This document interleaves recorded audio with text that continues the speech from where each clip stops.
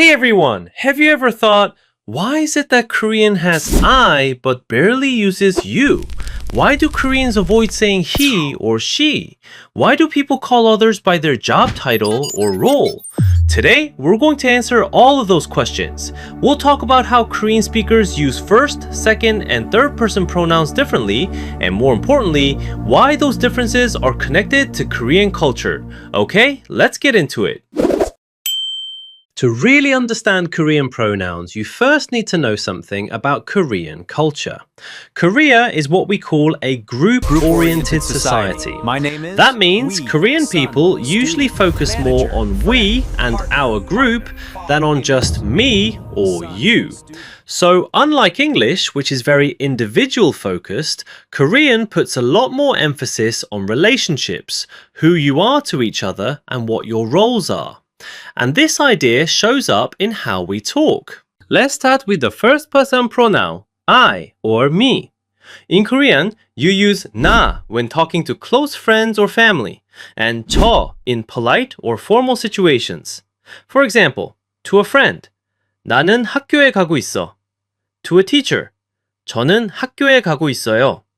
But here's something interesting. In Korean, you often don't need to say 나 or 저 at all. If both speakers already understand the topic or the shared context, it's completely natural to drop the subject. For instance, if your friend asks, 어제 뭐 했어? What did you do yesterday? You automatically know the question is directed at you. So even without a subject, the meaning is perfectly clear. And it's the same when you answer. 그냥 집에서 쉬었어. There's no subject in the sentence, but both sides know it means I rested. Since the meaning is obvious in context, mentioning the subject isn't necessary. This is a great example of Korean being a context-dependent language, where meaning is often understood from the situation rather than explicit subjects. That's why one of the most common questions from beginners is, where is the subject in this sentence? Many of you probably started almost every sentence with 저는 when you first learned Korean. But this doesn't mean you were doing anything wrong. It's simply because your native language doesn't allow subject omission, so most teaching methods introduce Korean this way to make it easier at the beginning. Another interesting point is that Korean speakers sometimes use their role or title as if it were a first-person pronoun. For example, 엄마가 밥 줄게. Mom will give you some food. 선생님이 도와줄게요. Your teacher will help you. These expressions sound warm and affectionate, and depending on the situation, they can even feel more natural than saying I. Next up is the second-person pronoun, basically you. This is one of the parts that surprises a lot of Korean learners. In Korean, people rarely use 너 or 당신 directly. Why? Because depending on the situation, it can sound rude, too direct, or just awkward. Instead, Koreans usually refer to someone by their title, role, or relationship. For example, at a restaurant when calling a server, 이모, auntie, 사장님, boss, or simply 여기요, 저기요. Excuse me, this one doesn't depend on role or relationship. An older woman, 할머니, grandma. A coworker, 과장님, 팀장님. Sir manager, sir team leader. Hold on. Just so you know, this is educational English to help you understand, so please don't take it literally. Alright, back to our topic.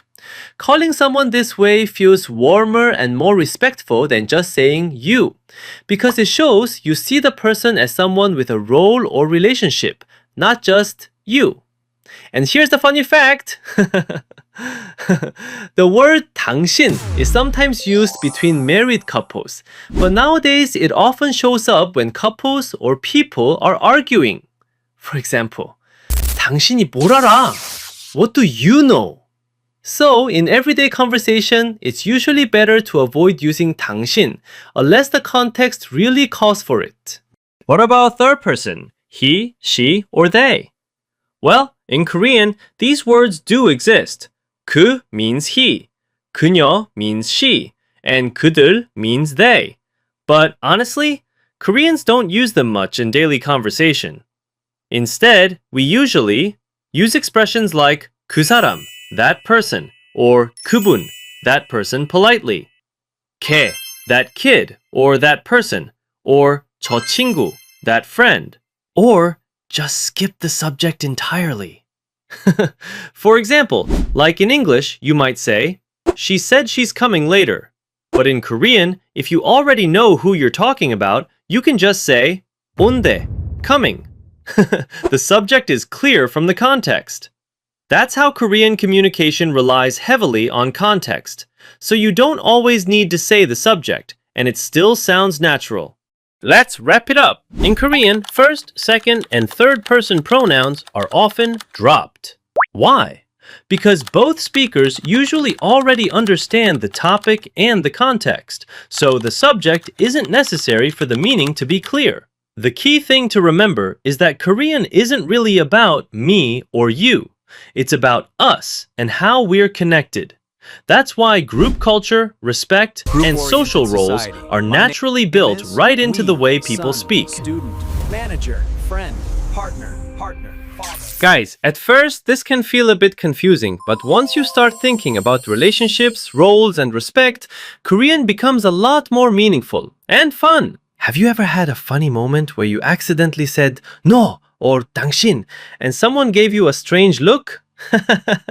Let me know in the comments. I'd love to hear your story. And in the next video, we'll look at subject particles like 은, 는, and 이, 가, which are closely connected to pronouns too. We'll learn how to use them naturally in real-life situations. Thanks so much for watching. See you next time. Bye!